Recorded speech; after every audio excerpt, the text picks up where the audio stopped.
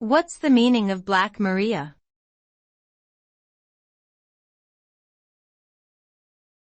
Black Maria.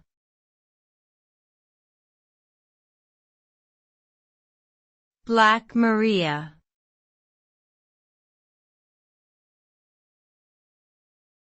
Black Maria.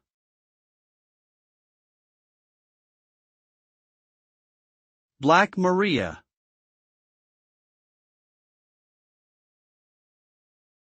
Black Maria is a colloquial term used to describe a police vehicle, especially a large van or wagon used for transporting prisoners.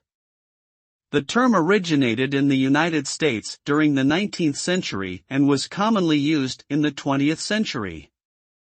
The origin of the name is uncertain but may be related to the Catholic Church's use of the phrase Black Marias to describe the carts used to transport condemned prisoners to their execution. It may also be derived from the word Maria, which means seas in Latin, referring to the waves of people being transported in the vehicle. Regardless of its etymology, the term has become a part of police slang and popular culture.